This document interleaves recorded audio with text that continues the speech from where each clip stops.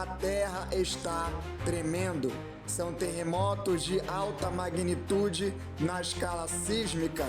Milhares de pessoas são impactadas em todo o mundo.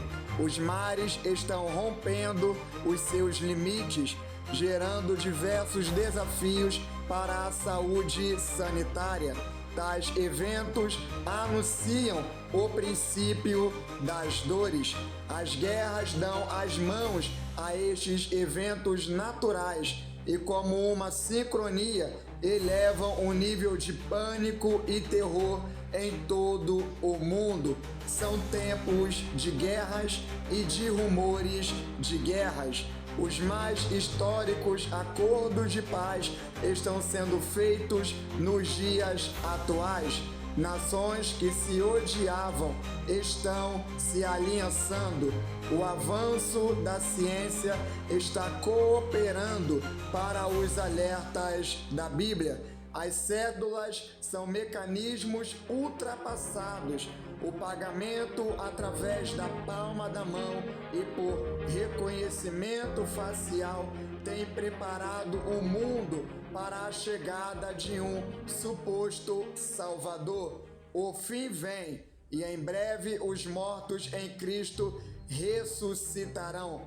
As primícias serão recolhidas. Esta noite receberemos uma mensagem de alerta e de esperança para os nossos corações. Nós seremos ministrados através da vida do nosso mestre e querido pastor Alex Amaral, que tem uma palavra para consolo da nossa alma. Jesus está voltando. Estejamos de pé, porque a hora chegou. Recebamos com muita alegria o nosso pastor Alex Amaral.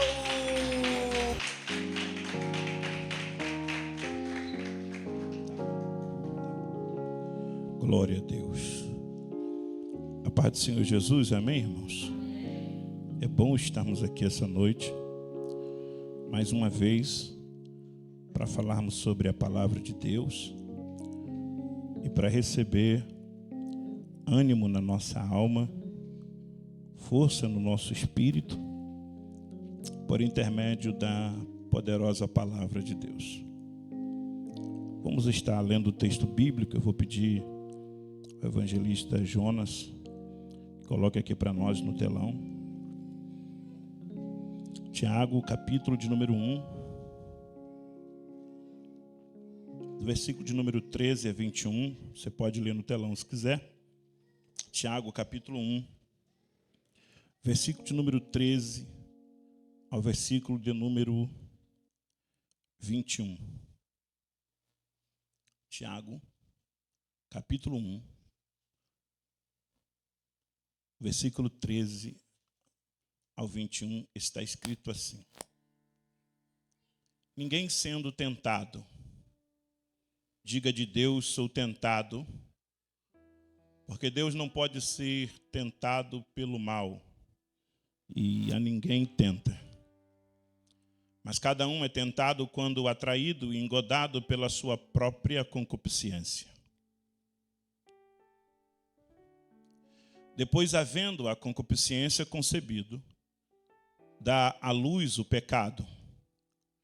E o pecado, sendo consumado, gera a morte.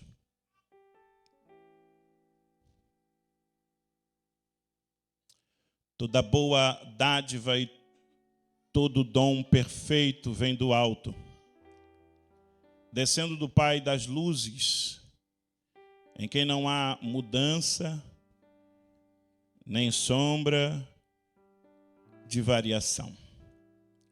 Segundo a sua vontade, nos gerou pela palavra da verdade, para que fôssemos como primícias das suas criaturas. Sabei isto, meus amados irmãos. Todo homem seja pronto para ouvir, tardio para falar, tardio para se irar.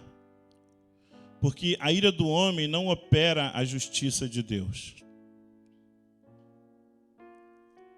Pelo que, rejeitando toda a imundícia e acúmulo de malícia, recebei com mansidão a palavra em vós enxertada, a qual pode salvar a vossa alma.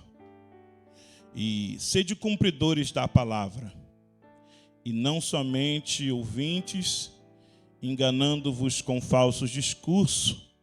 Você diz amém. Pode se assentar. Nós lemos até o versículo de número 22. Uma palavra que vai embasar o tema da mensagem essa noite. Qualquer dia desse nós vamos estar prestando um serviço de ensino didático para a igreja, para que possamos compreender que existem várias maneiras de você pregar a Bíblia. Existem várias formas de você pregar a palavra de Deus. E quando digo isso, como alguém que, hora ou outra, assume um púlpito, um microfone nas mãos, para poder ministrar para a igreja de Cristo Jesus. Há alguns tipos de mensagens que ela é conhecida como mensagem expositiva. O que é uma mensagem expositiva? É aquele que o pregador lê o texto e ele de fato vai fazer uma leitura e uma aplicação do texto. E depois, a partir do texto, sempre com o texto como um pano de fundo, ele vai aplicar essa mensagem para os tempos odiernos. Há outro tipo de mensagem, essa que nós pregamos bastante aqui, ela é conhecida como a mensagem temática. E o que é a mensagem temática? A mensagem temática é aquela que o pregador, ele geralmente recebe um tema. Deus dá para ele uma frase, uma fala. E ele, a partir desse tema, vai olhar para a Bíblia Sagrada e vai procurar expor esta mensagem pelo viés bíblico. Há um perigo na mensagem temática. É que se a mensagem expositiva obriga o pregador a olhar para o texto e tirar do texto tudo aquilo que ele está falando para os nossos dias, fazer uma espécie de transição para os nossos tempos. A mensagem temática, ela pode ser um pouco perigosa às vezes. Porque o pregador, na ênfase de expor o tema, de falar do tema, ele pode tornar o tema mais importante que o texto bíblico. E o tema, por mais bonito que seja, não é mais importante que o texto bíblico. A própria Bíblia Sagrada, quando lemos de um capítulo ao outro, nós temos algumas frases no começo dos capítulos, que nós conhecemos como epígrafe. E o que é epígrafe? São os temas, os títulos que vão abordar o assunto do capítulo. E algumas pessoas, para fazer bonito ou diferente, diz: não, hoje eu vou pregar sobre a epígrafe. E acabam expondo um pensamento que não é bíblico e nem inspirado. Então, a força de nós pregarmos sobre uma temática nos obriga a ser, às vezes, lento, didático, explicativo. Ainda eu, que sou um pregador espontâneo, eloquente, preciso necessariamente de fazer uso dos primeiros minutos para que você possa entender a temática.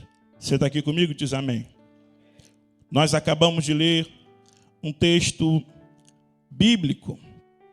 E o versículo que nós vamos nos ater ao tema que nós estamos ministrando é exatamente o versículo de número 18. Tiago está dizendo que pela vontade de Deus, ele nos gerou pela palavra da verdade. E esse texto aqui também já foi tema de festividade. Uma blusa amarela, a gente ficou igual a abelhinha, com uma manga preta, uma Bíblia aqui e escrito: gerados pela palavra da verdade. E nós fizemos uso deste texto bíblico. É um texto riquíssimo, porque Tiago está tratando acerca das provas e das tentações que os homens vão passar enquanto seguidores de Cristo. Porque nós vamos passar lutas e perseguições. Jesus, ainda ensinando os seus discípulos para renovar o ânimo dele, disse: no mundo vocês vão ter luta e vão ter aflição. Mas tem de bom ânimo, porque eu venci o mundo e vocês também vencerão. Tiago está falando sobre a prova da fé de alguém que precisa estar firmado em Deus. Tiago traz um tipo de personalidade descrito no texto, que é aquele homem que é inconstante. Tiago chama ele de coração dobre. Tiago diz que aquele que não tem sabedoria deve pedir para Deus. Mas ele diz: peça, porém, com fé. Porque aquele que pede duvidando, ele é semelhante à onda do mar. Ela vai e ela vem. Tiago está tratando um assunto sobre salvação. E dentro do texto, quando Tiago está tratando o assunto sobre salvação, ele inclui que nós somos as primícias das criaturas de Deus. Deus criou céu, terra, lua, sol, estrela, mares, bichos, seres, vegetais, mas ele nos tem como sua primícia. Mas Deus não fez o homem primeiro. Deus primeiro criou os céus e a terra. Então, primícia não me traz a ideia apenas daquilo que é primeiro. Primícia me traz a ideia também daquilo que é prioridade. Primícia não me traz ideia apenas daquilo que é primeiro. Primícia também me traz a ideia daquilo que é mais importante do que tudo o que já existe. Deus vê que tudo o que ele fez era bom. Mas quando ele olhou para o homem, Tiago está dizendo para nós que, gerados pela palavra da verdade, ele nos considerou como primícias da sua criatura. Nada é tão belo do que o homem. Nada é tão extraordinário do que o homem. Nada é tão interessante e chama mais atenção de Deus nesse universo do que a minha vida e a sua vida. A bem da verdade é que quando nós olhamos para a Bíblia Sagrada e nós vemos Tiago explicando que nós precisamos rejeitar toda a imundícia, todo o acúmulo de malícia, e com mansidão receber a palavra que em vós é enxertada, a qual pode salvar a vossa vida. Tiago não está dizendo que esta palavra salvará a nossa vida. Tiago está dizendo que esta palavra pode salvar a nossa vida. E por que pode? Porque existe uma condição para recebê-la. Porque existe uma condição para se conectar à vontade dele pela palavra. E essa condição requer de nós obediência. Essa condição requer de nós renúncia. Essa condição requer de nós separação, consagração e santificação.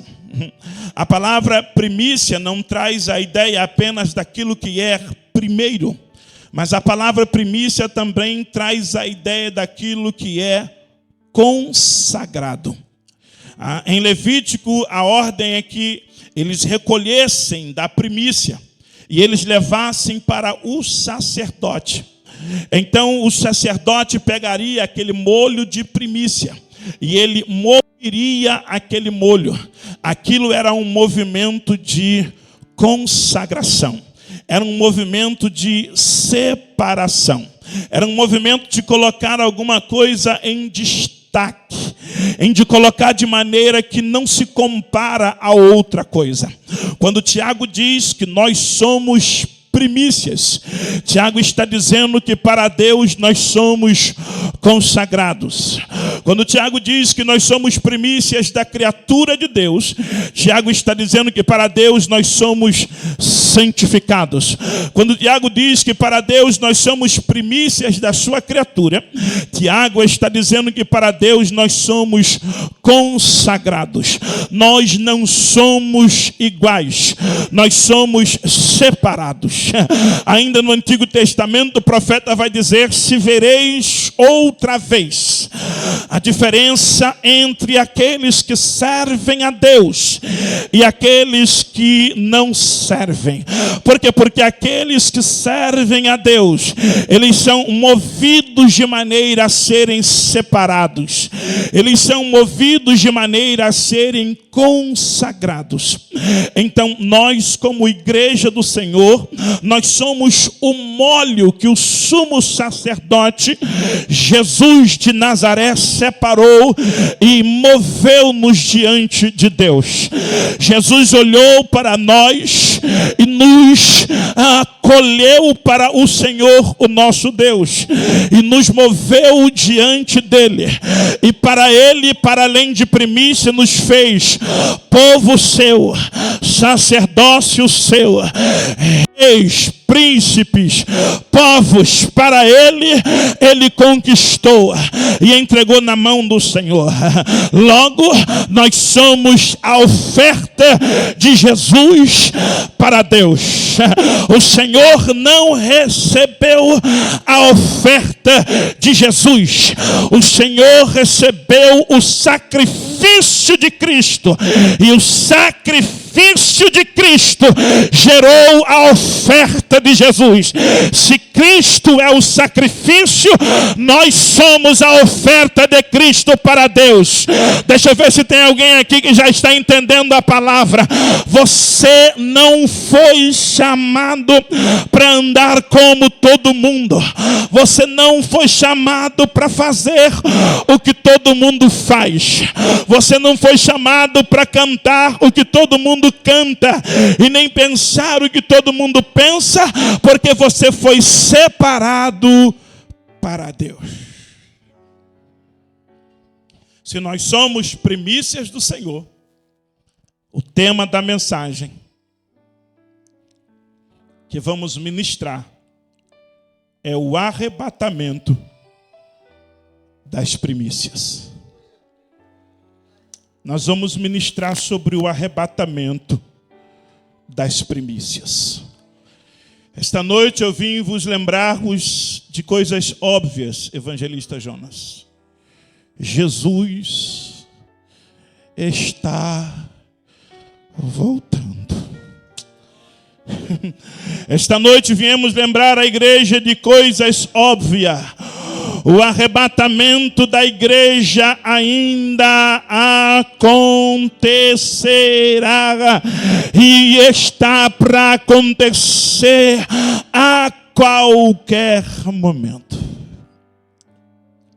O arrebatamento das primícias será uma mensagem que nos levará a entender o porquê somos crentes.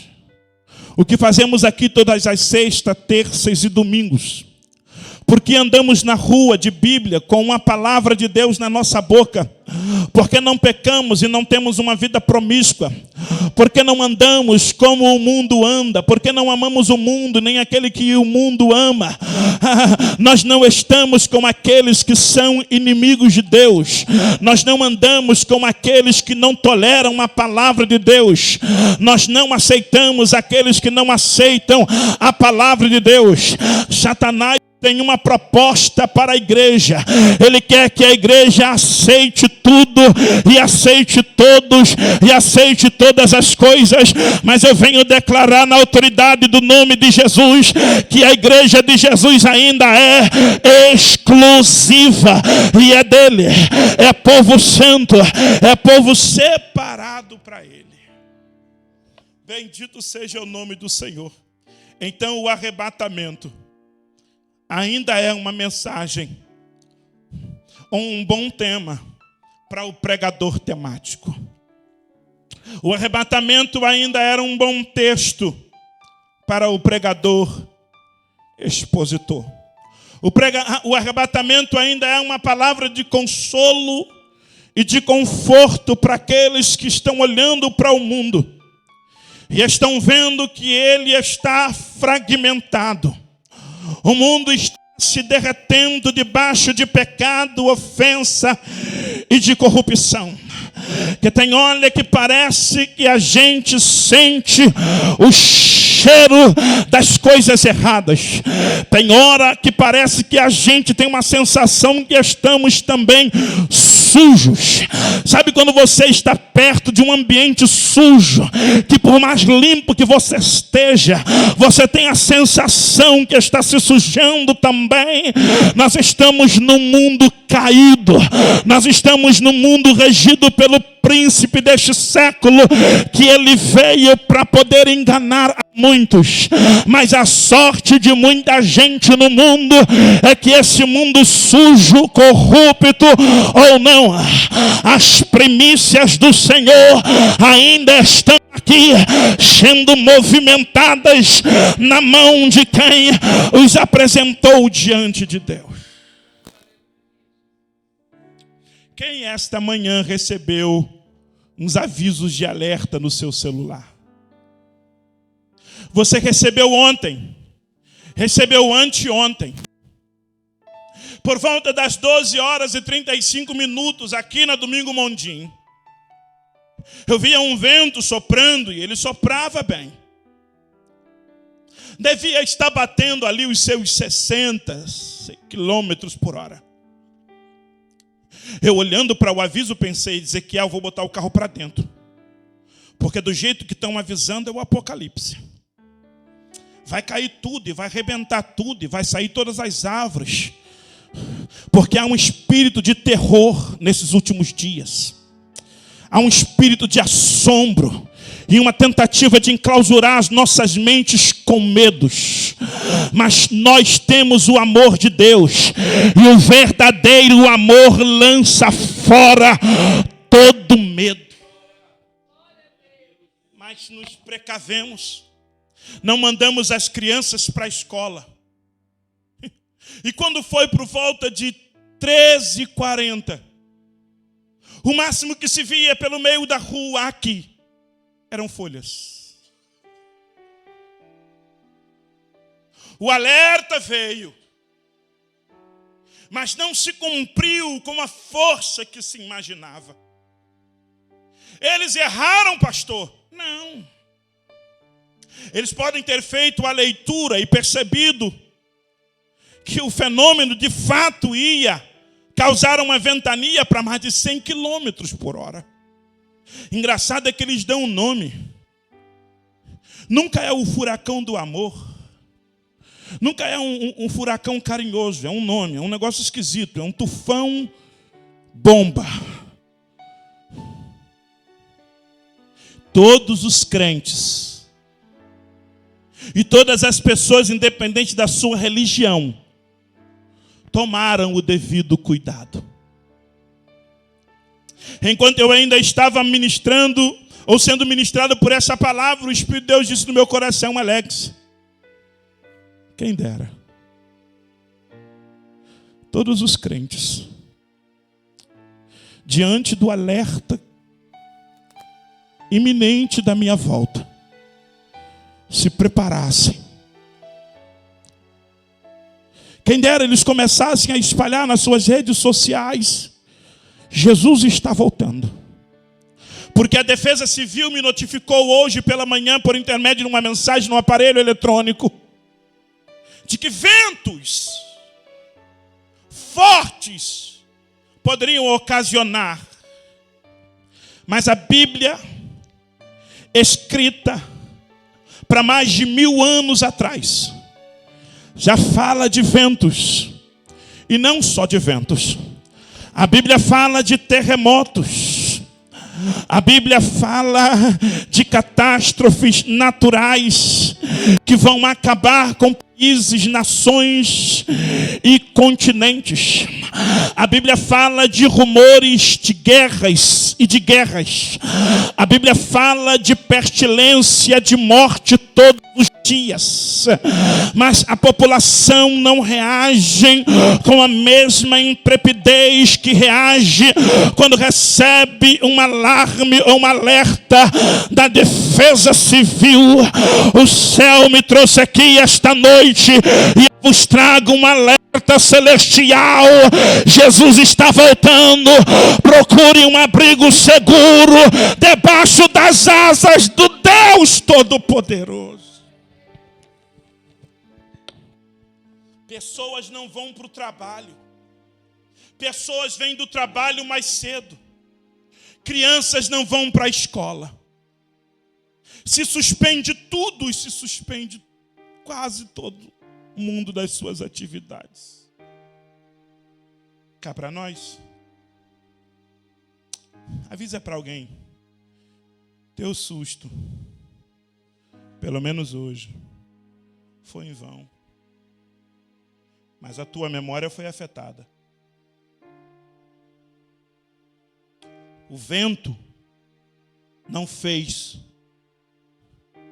o que estava proposto fazer.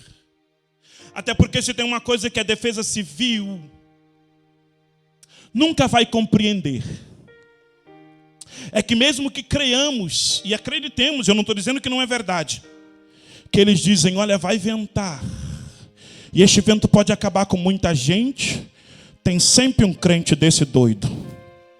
Cadê? Tem 2 aqui, eu 3. Tem sempre um crente desse que levanta a mão assim para o céu, fala, ei Jesus, nos cobre com o teu sangue, repreenda o espírito da morte, vai cessar esse vento, não deixe acontecer o que estão dizendo, e o que eles não identificam é o que a igreja crê. A mão do meu Deus aplaca a ira do vento, a força da natureza, que ele ainda manda no céu, manda na terra, manda nas águas, manda no mar, manda no vento. É ele que sustenta as placas tectônicas, e se ele não quiser, elas não se movem.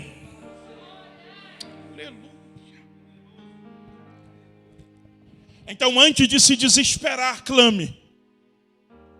Porque enquanto a terra está colocada em caos, o céu continua lindo. O céu continua em paz. E tomara que nós, todas as vezes que recebemos esse tipo de mensagem, eu não sei se todos, lembre que assim será a volta de Jesus. A diferença é que a mensagem que nos chegou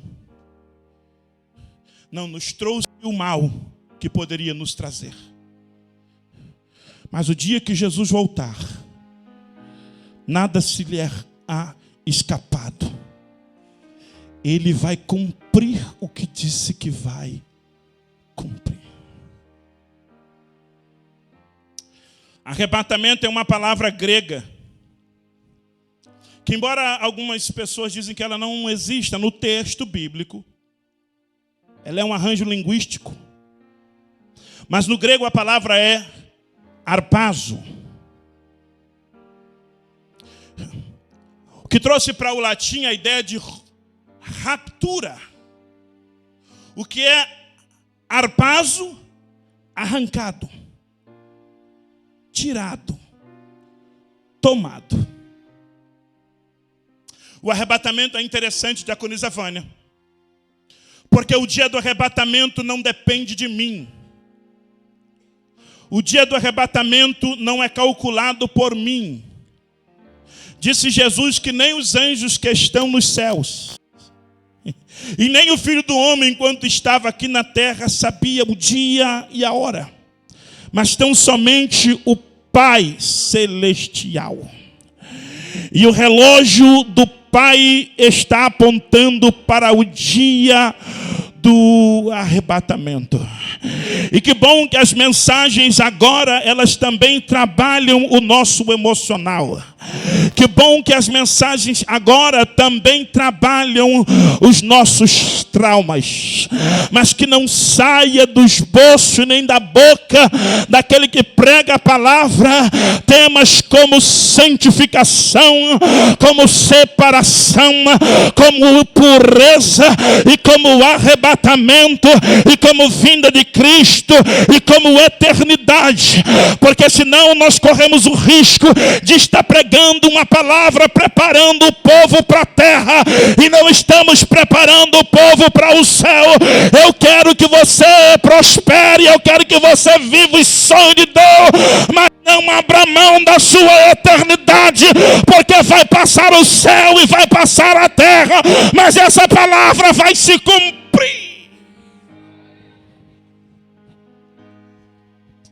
Quando se falam sobre arrebatamento, eles têm algumas ideias, alguns viés. Vertentes sobre o arrebatamento. O que é vertente? É uma linha de pensamento. É uma ideia a se seguir. Então existem algumas vertentes, algumas linhas de pensamentos. Eu já devo ter falado para algumas pessoas qual é a minha, a que eu creio. E acredite, a minha, das três, é uma das menos queridas. A minha das três é uma das menos aceita. Mas eu venho de uma época onde pré-tribulacionista era pós-tribulacionista, que virou pós-tribulacionista, e o pós virou pré, e do jeito que a coisa está andando, eu já estou vendo alguém caminhando para cá. Mas a ideia não é ganhar alguém para o time do pré, nem para o time do meso, nem para o time do pós, porque se tem uma verdade explícita em todas essas vertentes, é que Jesus vai voltar. Aí não interessa se ele vem antes, se ele vem no meio ou se ele vem depois. Eu tenho que estar pronto, preparado para esse dia. Mas dentro de uma ideia didática, a primeira vertente, ela é pré-tribulacionismo. Você consegue ler? 1, 2, 3. A igreja é arrebatada antes de começar qualquer tribulação. Para os pré-tribulacionistas, a igreja vai ser arrebatada antes de começar a tribulação. A igreja será arrebatada antes da grande tribulação. Quando começarem a vir as manifestações reais do império das trevas na pessoa do anticristo, e ele começar a ocasionar maldade entre as pessoas, em que a própria natureza ela vai estar se voltando contra os moradores. Para os pré-tribulacionistas, o arrebatamento vai acontecer neste momento. A segunda vertente sobre arrebatamento da igreja é o mesotribulacionismo. Você consegue ler?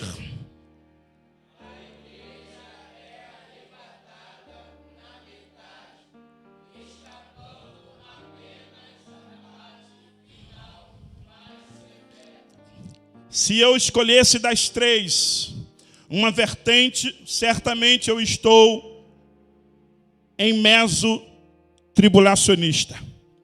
Eu acredito que a igreja ela vai ser arrebatada no meio da grande tribulação. E acredito pela Bíblia Sagrada, não é no que eu quero, não é apenas no que eu creio, nos meus desvarios, não.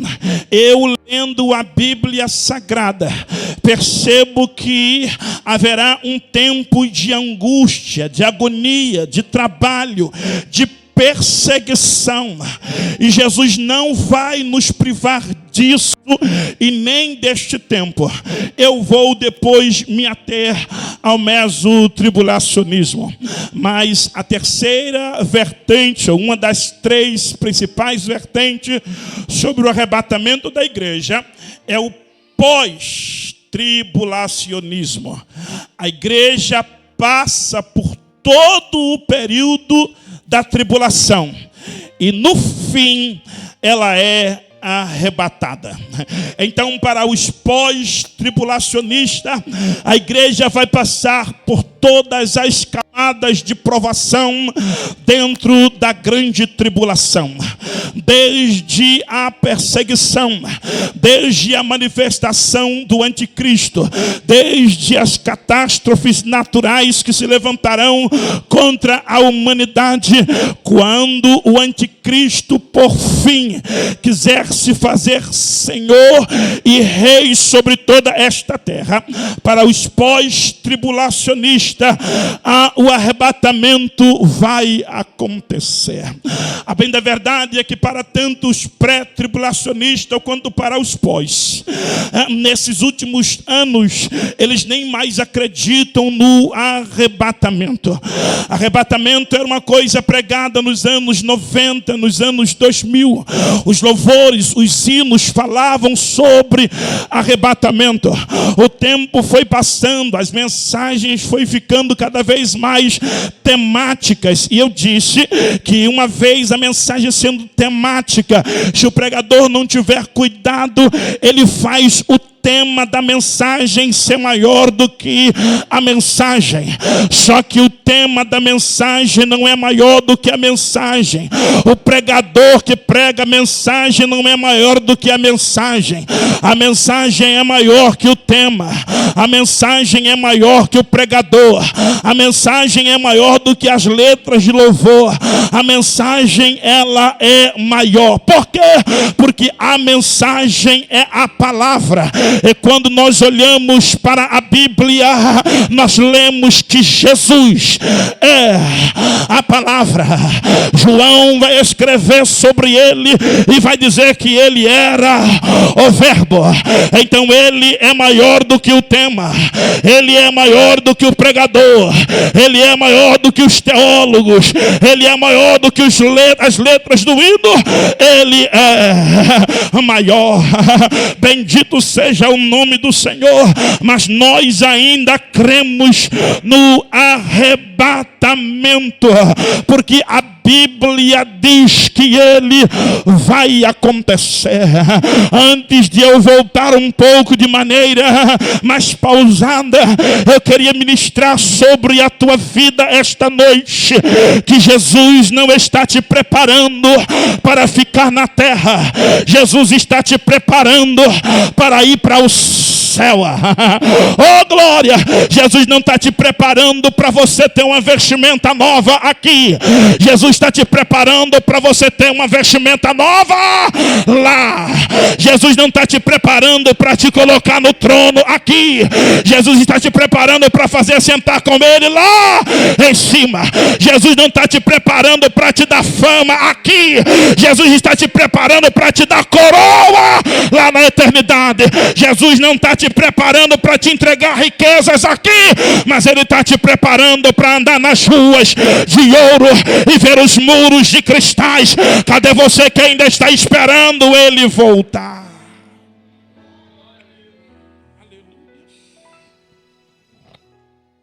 1 Tessalonicenses, capítulo de número 4, versículo de número 16 e o versículo de número 17.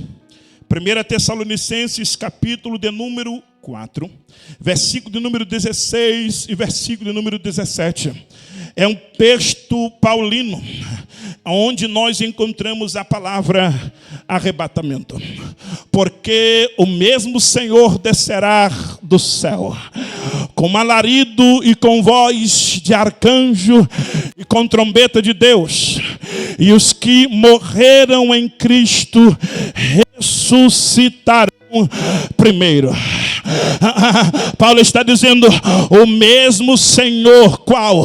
O mesmo que nasceu de Maria, o mesmo que foi apresentado ao 8º dia, o mesmo que foi circuncidado, o mesmo que apareceu no templo com 12 anos, o mesmo que trabalhou na carpintaria de José, o mesmo que foi no casamento nas bodas de Canaã, o mesmo que fez os paralíticos andar, os cegos verem, os surdos ouvirem, o mesmo que andou sobre o mar da Galileia, o mesmo que acalmou a tempestade e mandou o vento calar a boca, o mesmo que multiplicou os pães e os peixinhos, é Ele mesmo, o mesmo que foi crucificado no Calvário, mas ao 3º dia Ele ressuscitou, o mesmo que a igreja reunida em Atos dos Apóstolos, olhando para os altos, viu Ele sendo tomado pela nuvem, os varões anjos se apresentam diante da igreja dizendo uma mensagem escatológica: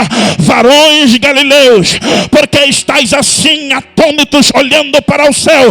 É o mesmo, é esse mesmo Jesus que para o alto vocês viram ir, Ele volta, porque o mesmo Senhor descerá do céu com alarido e com voz de arcanjo e trombeta de Deus.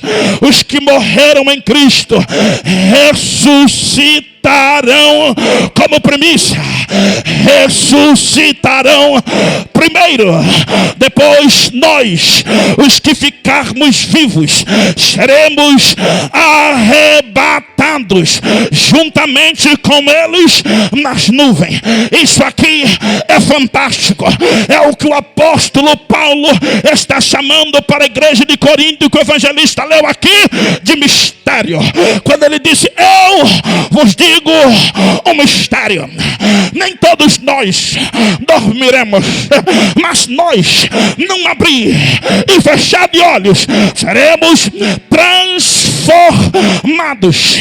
Essa transformação está acontecendo em milésimo de milésimos incontáveis de segundo, enquanto os mares estão dando os mortos, enquanto as sepulturas estão dando os mortos que lá está. Oh glória! Quem morreu sem cabeça, nesse dia aqui vai estar de cabeça. Quem morreu sem perna, nesse dia aqui vai estar com perna. Quem sumiu e você nunca mais viu, nesse dia aqui você vai ver. Oh bendito seja, neste mesmo momento em que os mortos serão ressuscitados, nós, os que tivermos vivos, alguns de nós vamos estar lá no trabalho, dentro da guarida. Alguém vai passar, vai ter que descer, abrir a cancela, procurar o condômino e dizer: cadê o funcionário que não está dentro da guarida? Ele vai estar desesperado dizendo: eu não sei, os interfones começaram a ficar mudos, ninguém está atendendo, os trabalhadores estão desaparecendo, a rede social vai endoidar, porque os carros vão cair da linha vermelha, os aviões vão despencar do céu, os trens vão perder seus maquinistas e a igreja vai estar vazia. Cadê você que vai para lá? Urabacalabachamba, o arrebatamento das primícias vai acontecer.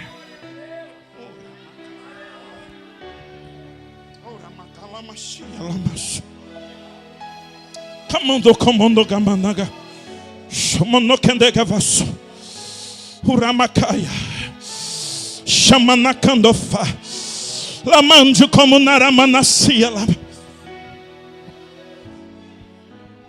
Só que a igreja não sabe onde é o céu. Não. A igreja não sabe aonde vai passar a eternidade. Claro que sabe, pastor. Sabe não. Sabe quando você vai na casa de alguém que tu marca um ponto de referência porque tu não sabe chegar? O dono vem ao teu encontro. Sem Ele a gente não chega. Sem Ele as ruas estão fechadas. Sem Ele ninguém passa na portaria da eternidade. Aí Ele vem se encontrar nos ares. Oramacanda, Calabachúria. A igreja vai estar lá. Deixa eu falar para você. Vai estar resgatando, vai estar a Assembleia, vai estar a Universal, vai estar a Batista, a Congregacional, vai estar a igreja remida e lavada pelo sangue do Cordeiro. Os indianos vão estar lá. Os japoneses vão estar dando glória a Deus e aleluia. Os chineses também vão estar lá. Os brasileiros vão adorar com os africanos, juntamente com o povo que está sendo arrebatado. Pastor, e lá diante dele, qual língua nós vamos falar? Vamos voltar a falar a língua que Deus falava com Adão. Nós vamos voltar a falar a língua de Deus. A língua que o português não ensina, que o japonês não ensina, a língua que o chinês não ensina, a língua de Deus. Nós vamos voltar.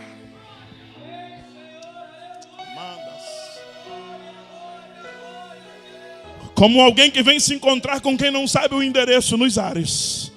Ele vem se encontrar conosco nos ares. E assim estaremos sempre. Sempre. Sempre. Hoje a gente vai embora do culto. Mas vai chegar um dia que vamos ficar para sempre. Oramacaxa. Hoje a gente vai para o culto, amanhã tem que trabalhar, tem que vender frango, tem que arrumar dinheiro. Mas vai chegar um dia que nós não vamos precisar acabar o culto, nem vamos pagar o prédio, nem vamos pagar IPTU, não vamos pagar IPVA. Vai chegar o dia que o preço que Ele pagou na cruz do Calvário, além de ter comprado a minha vida, liberou para mim um lugar na eternidade.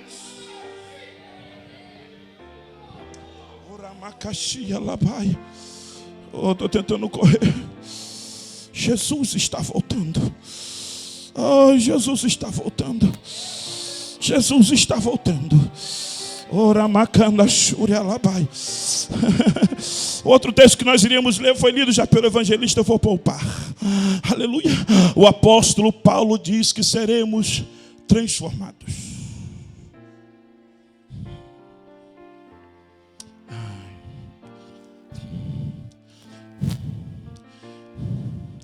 Essa crente que costuma deixar coisas no fogo, bota feijão, bota doce de banana e vai orar. Ainda dá tempo de você levantar da oração e desligar mesmo que o feijão esteja queimando. Mas vai chegar um dia que se ninguém desligar vai explodir. Vai explodir de um lado, vai explodir do outro.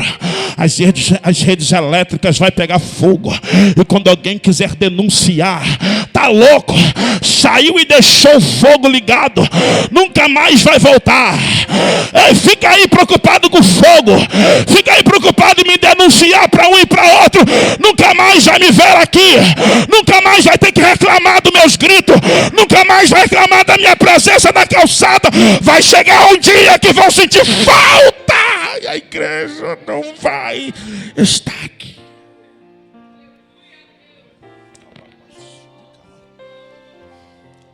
Vamos ver outros? Ou na verdade vamos ver os sinais da vinda de Cristo?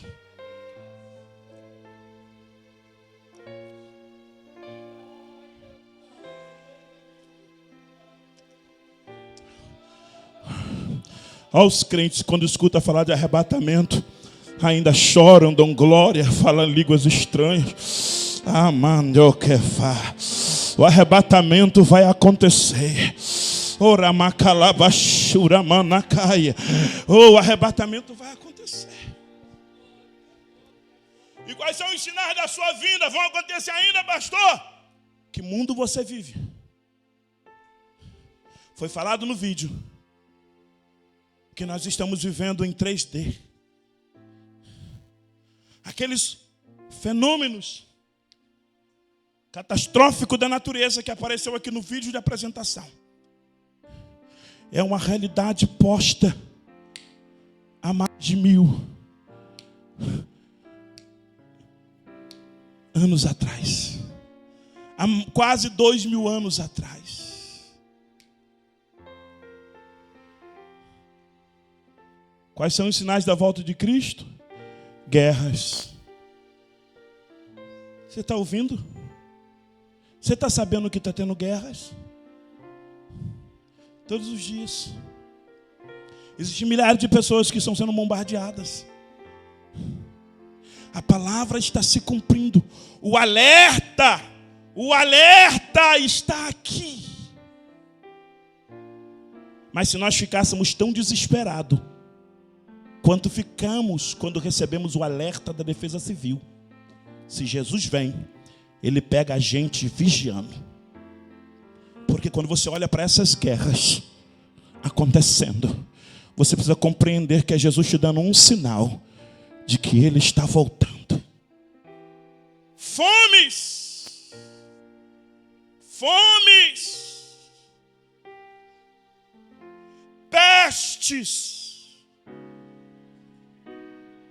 pestes criadas. Há uma maldade explícita na humanidade, intrínseca no governo, no sistema mundial, para destruir vidas.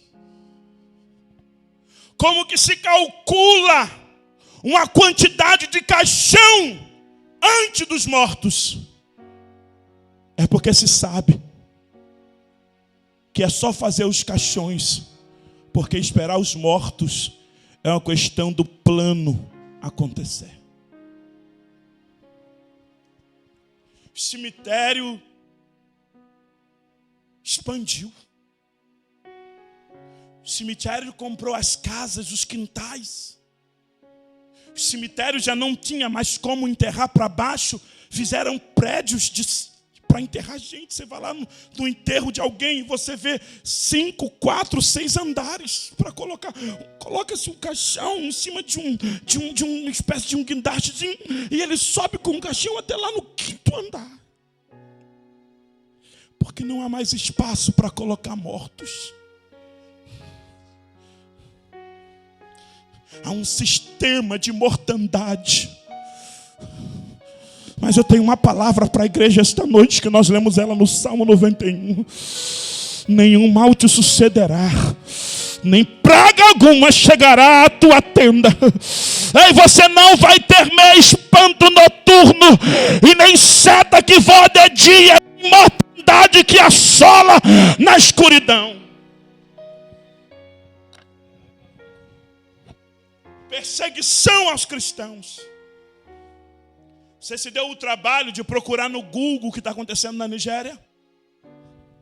Você se deu o trabalho de colocar no YouTube que os crentes, eu não estou falando da igreja de Atos, estou falando agora, estão morrendo.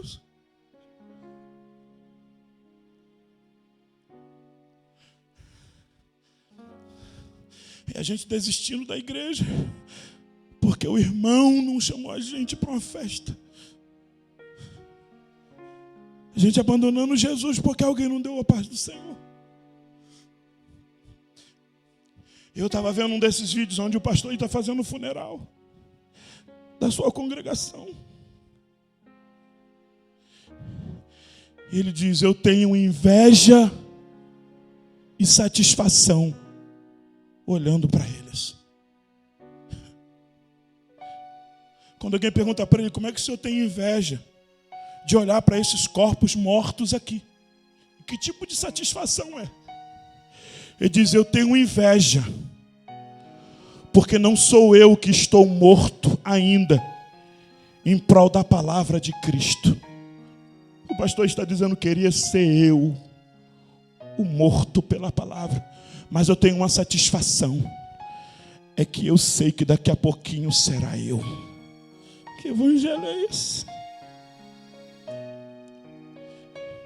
As pessoas estão querendo ir para o céu. E nós estamos saindo do culto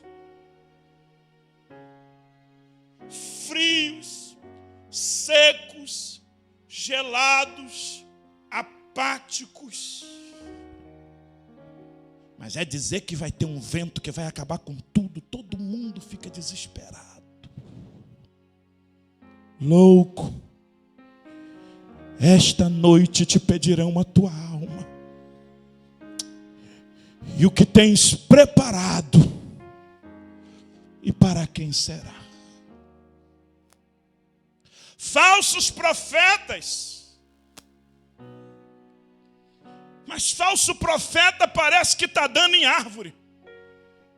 Falso profeta está dando em pedra. E o censo dizendo que somos não sei quantos milhões de crentes. E a cidade não muda. Pastores vendidos para a política. Que não importa se o cara é corrupto ou não. Desde que ele dê alguma coisa para ele, está bom. Nesses dias o Espírito Santo pegou na minha orelha e disse: não entra nisso. Porque você nunca dependeu disso. Sempre foi minha mão. Quem te colocou lá foi eu. Quem te sustentou lá foi eu. Quem vai construir vai ser eu. Quem vai manter vai ser eu. Não entra nisso. Não vende.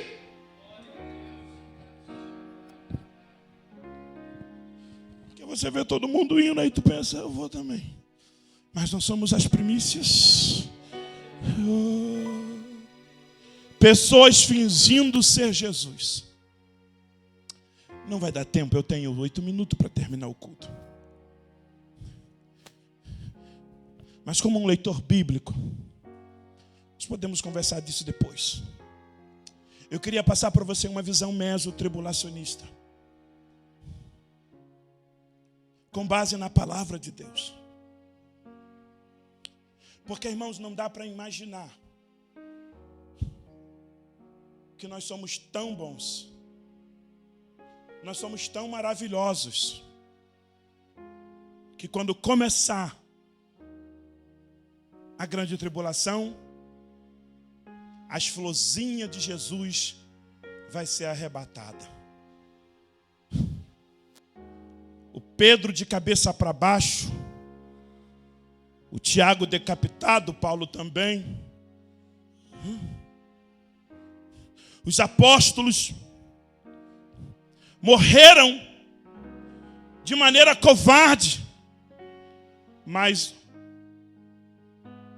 as florzinhas de Jesus vai ser arrebatada.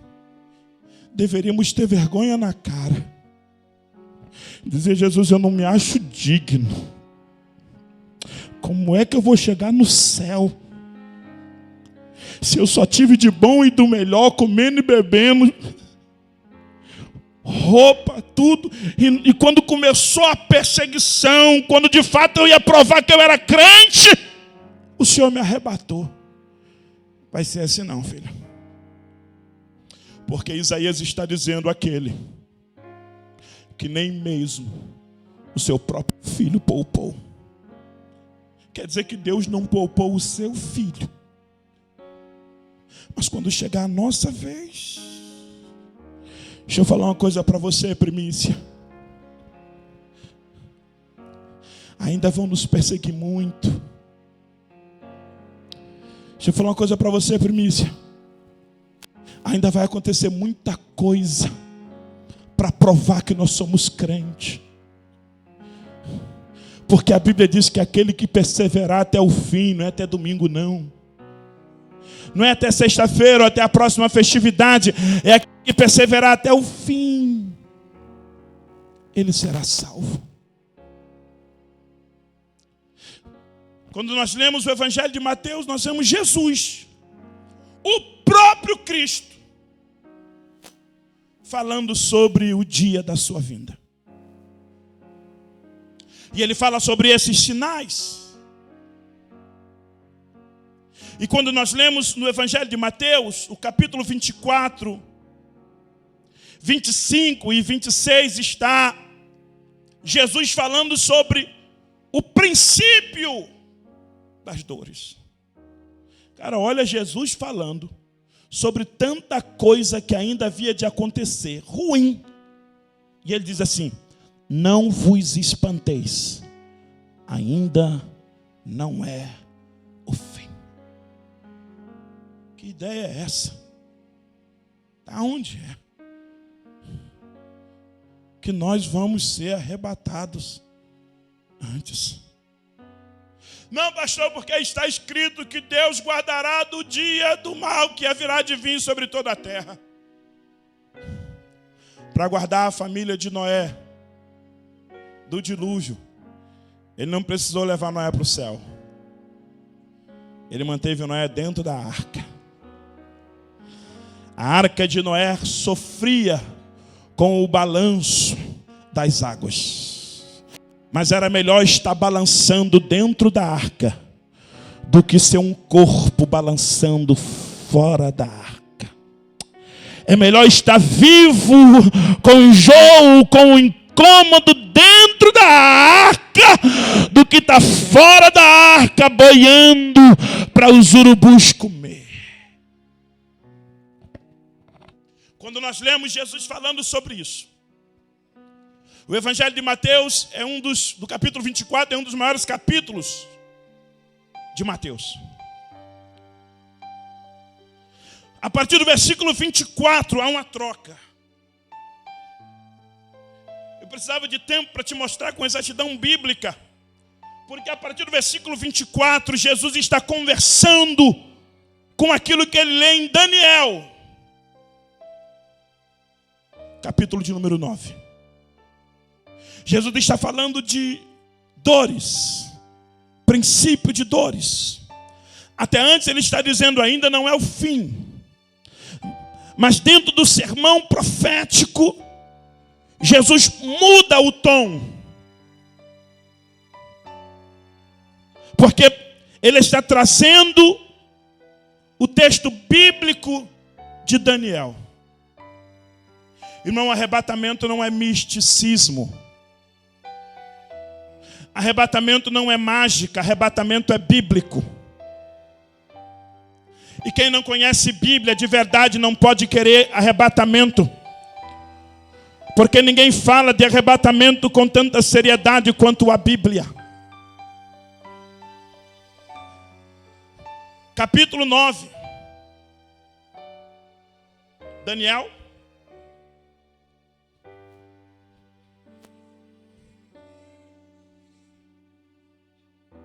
Pode botar o 1 para mim. Bota o 9, a partir do 1. Eu vou ler o 2 e depois eu vou lá para isso aí.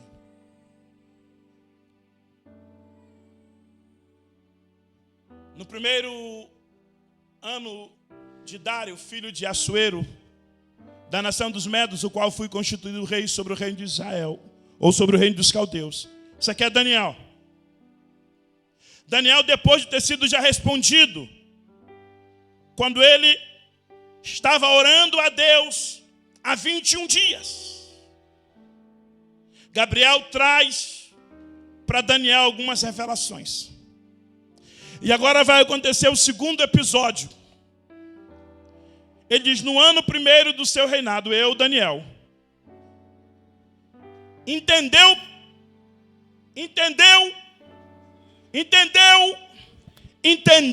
pelos livros.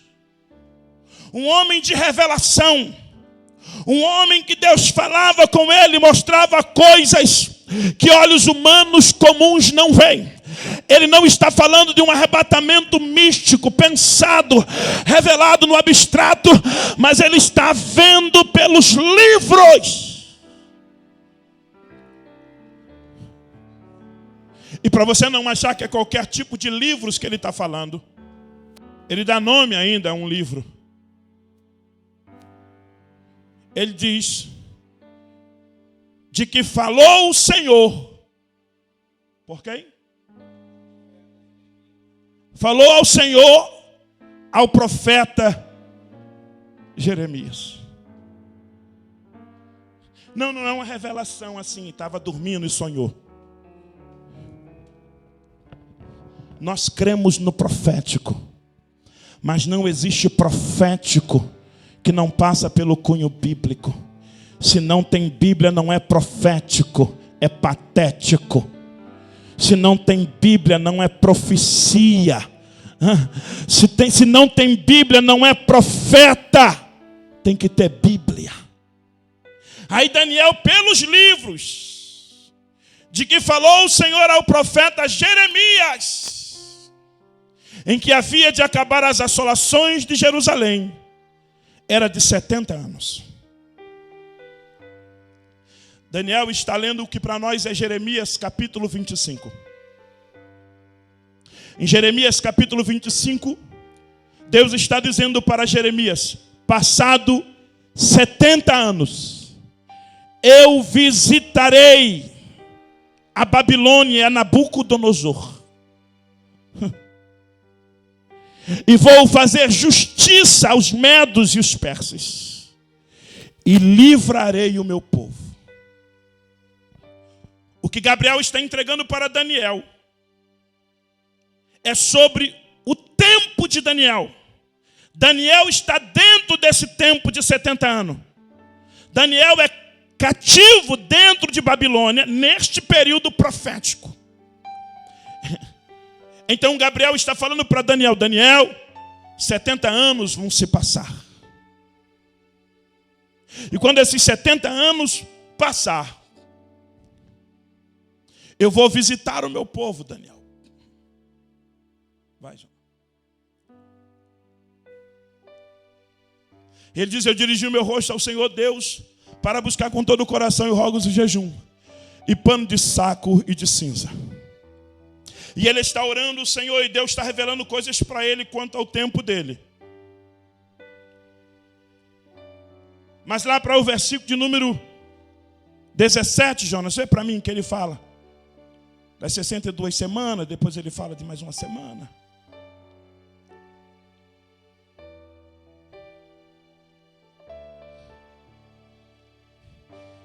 Me instruiu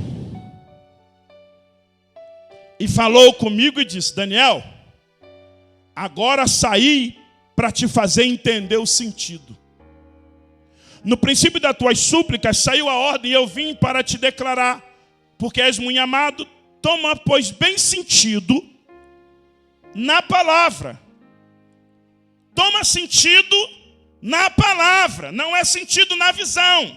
Toma sentido na palavra. E a palavra vai te fazer entender a visão.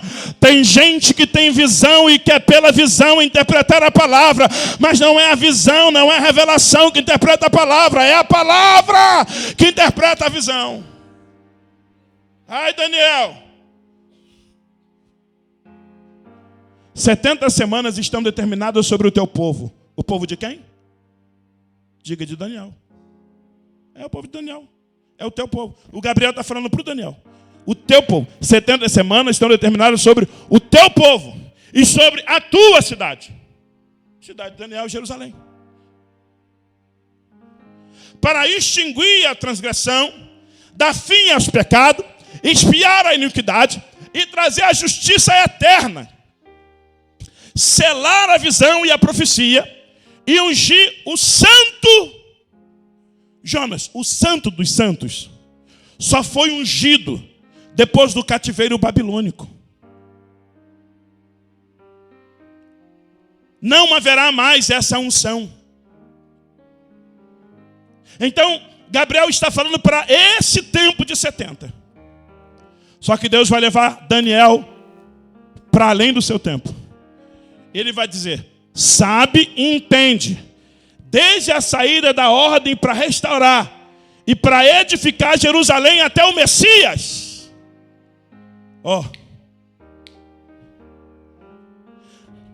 Desde o momento em que Israel vai sair para restaurar. Quem lembra? Neemias, reconstruir os muros. Desde esse tempo que eles vão sair até chegar a época do Messias, o príncipe.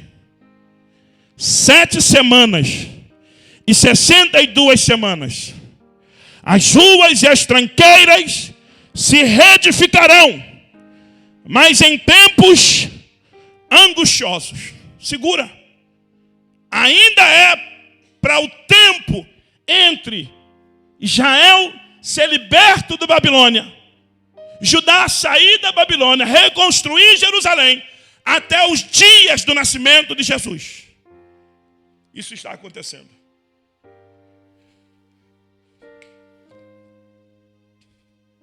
E depois das 62 semanas, será tirado o Messias. Quem será tirado? Como é que ele foi tirado? Ele ressuscitou. Jesus veio, nasceu de Maria, aquela história toda, será tirado o Messias. Ele ressuscitou. Jesus ressuscitou. E não será mais. E o povo do príncipe, aí é um outro príncipe, que há de vir. Porque ele acabou de falar sobre um príncipe que foi. E agora ele está falando sobre o povo, ainda não é o príncipe. O povo do príncipe que há de vir, destruirá a cidade e o santuário. E o seu fim será como uma inundação. E até ao fim haverá guerra. Estão determinadas assolações. Sabe qual é a profecia? É que depois que Jesus é assunto aos céus, a igreja é perseguida e o templo vai ser destruído. E de novo a cidade ateada a fogo e destruída. Destruída a ponto de hoje você botar no YouTube pensando que está vendo Jerusalém. Mas o que você está vendo é uma cidade sobre outra cidade, sobre outra cidade, porque a verdadeira Jerusalém foi destruída. Está abaixo. Como é que se descobre agora aquilo que olhamos no YouTube, essa Jerusalém antiga? Por escavações. Ela não existe mais. O que tem lá é um pedacinho de muro que cercava o templo, chamado Muro das Lamentações. E ele está dizendo que desse período em que o Messias foi, ao que o povo está destruindo o templo, haverá guerras. E estão determinadas assolações. Até o dia de hoje, fazem guerras no mundo e principalmente contra a nação de Israel. E ele quem? Esse novo príncipe, firmará um concerto com muitos. Por uma semana. Uma semana. Uma semana, no texto bíblico, são um período de 7 anos. Para os pós e para os prés, 7 anos inteiro. Para os pré, antes dos 7 anos de tribulação, a igreja vai ser arrebatada. Para os pós, depois dos 7 anos de tribulação, a igreja será arrebatada. E aonde é, pastor, que entra a ideia da metade?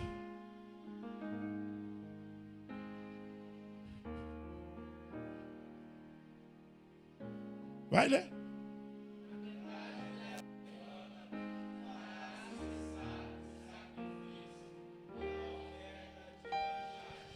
Metade de 7.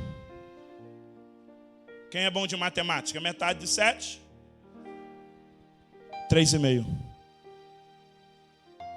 Para os mesos tribulacionistas, a grande tribulação é dividida nesta semana de 7 anos. E os primeiros 3 anos e meio, a igreja sim será perseguida. A igreja sim será caluniada. A Bíblia diz, Jesus está denunciando no Evangelho de Mateus 24, dizendo que nós seríamos odiados por todas as gente. Você não entende porque ninguém nunca te conheceu, mas soube que você é crente, não gosta de você. Teu vizinho nunca te deu bom dia, mas descobriu que tu é crente, não gosta de você. Teu parente nunca viu o teu pastor, mas o dia que viu, não gosta dele. Não é pessoal.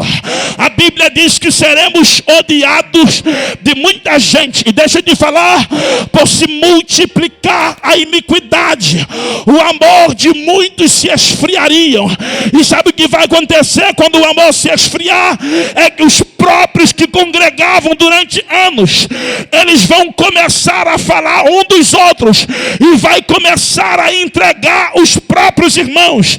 Aí a Bíblia diz que não será apenas nação contra nação e nem reino contra reino, mas será irmão contra irmão. Você está vendo? O pai que dá um soco no filho está sendo noticiado pelos jornais nós hoje, mas Jesus já dizia: filho se levantaria contra pai. As desordens e briga entre as famílias eram sinais da volta de Jesus.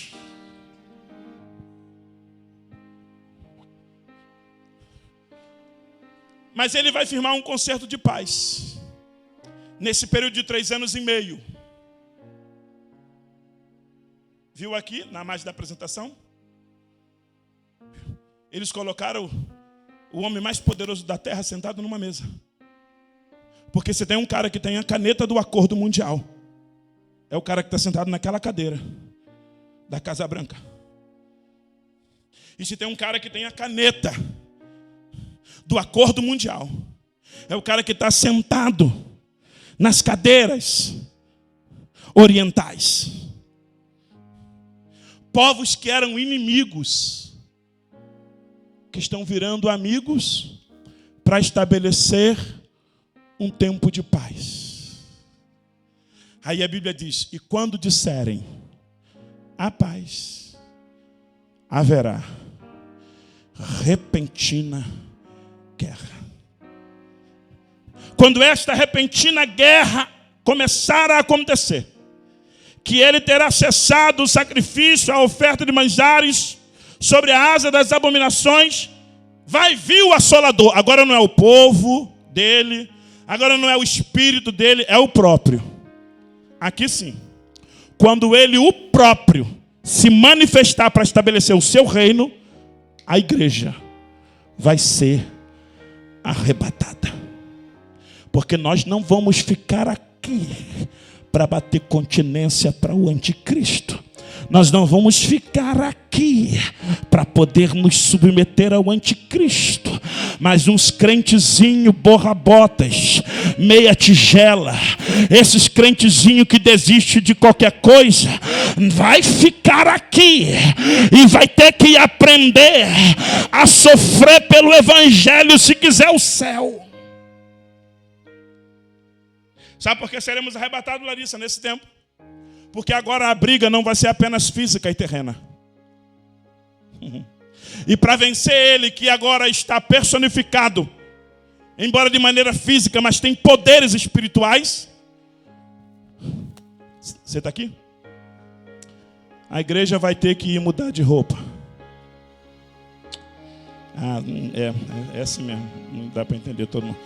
A igreja vai ter que mudar de armadura. Vai ter que mudar de corpo. Esse corpo aqui não vai conseguir brigar com ele mesmo, não. Ele é mais veloz do que eu, mais rápido do que eu. Eu nesse corpo. Mas eu vou. Enquanto a terra vai estar aqui sendo submetida aos últimos piores 3 anos e meio da existência da humanidade, a igreja vai estar assentada nas bodas do Cordeiro. As primícias vão estar à mesa, sendo alimentadas pelo rei. Aí Jonas está batendo 7 anos aqui, e o anticristo já está todo bestudo, já recebeu voz, já recebeu vida, e agora está pensando que está com tudo. De repente vem Judas e profetiza.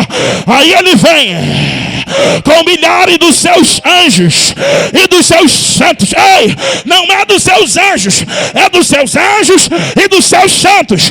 Gabriel vai estar lá, Miguel vai estar lá, os anjos vai estar lá, mas a igreja também vai. Agora num corpo transformado, velozes mais rápido do que a velocidade da luz, e com o Cristo bendito venceremos Satanás, a antiga serpente, o dragão, e reinaremos com Cristo durante 1000 anos. Cadê você que vai ser arrebatado? Primícia. Termina agora. Aí Jesus vai prender ele. Vai. E nós? Vamos estar aqui. Agora não vota mais. Não. Nesse período não tem PT, não tem PL, não tem PMDB, não tem deputado, não tem vereador. Nesse período ele é o rei. Nesse período ele é o rei. Nesse período o reino é dele. Nesse período o reino do céu domina o reino da terra. Se cumpre a oração, venha a nós o teu reino. E a igreja vai estar aqui, governando com ele. A igreja vai estar aqui, governando com ele. Fique em pé. 1000 anos. Irmãos, não leve esses números bíblicos ao pé da letra. O que eu disse? Porque Pedro explicou para nós. Essa matemática não funciona. Ele disse porque para Deus, 1000 anos, como se fosse dia. Um dia para Deus, como se fosse 1000 anos. Então não fica fazendo conta. Porque Jesus está voltando. E o arrebatamento pode acontecer a qualquer momento. Se você não está dando conta de fazer conta nem pelas tuas contas, quem tirar fazer conta para o dia do arrebatamento, você vai se perder. Você está comigo nessa ou não? Pastor, eu fiz assim, não, no final deu errado. Se nem essa conta está batendo, você está se perdendo nela. Quem dirá ficar fazendo conta para dizer quando é que Jesus vai voltar? Eu não sei quando ele vai voltar, mas que ele vem. E que ele está dando sinal que ele está pertinho, tá? E que tudo está anunciando que Jesus Cristo está vindo. E a igreja do Senhor está esperando ele aqui para ser arrebatada. Agora, Paulo, porque depois de ele preso 1000 anos, ele vai ser solto. Cara, Alexandre, Henrique, parece que Deus, Jonas, e sair daqui do ângulo, parece que Deus quer mais provar que o homem é mau do que o próprio Satanás. Porque você vê, depois de tudo isso, e depois de ele ter sido preso, ele vai ser solto.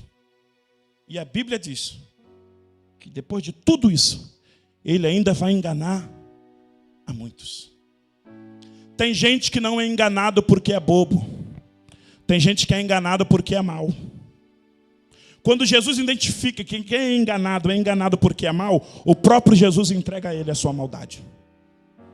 Porque como é que pode, depois de tudo isso, ele vai vir e ainda vai enganar muitos.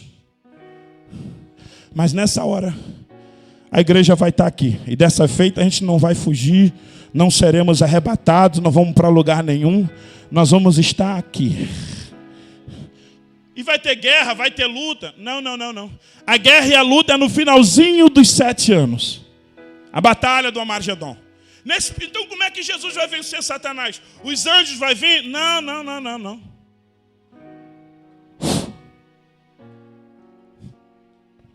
Fogo do céu consome ele, joga ele no lago de fogo, enrola como alguém enrola num papel de jornal, joga nas profundezas do inferno. Esse novo céu e nova terra vai se acabar, porque nós não vamos ficar mais aqui, mas logo ali em cima, em cima da onde? Aqui em cima dessa terra que não existe mais, mas abaixo do céu que nós vamos viver, haverá uma nova Jerusalém, a cidade santa que João diz que de Deus do alto via descer do céu, e nós viveremos diante dele para sempre. Só você que vai esperar até o arrebatamento, aplaude a palavra do Senhor Jesus.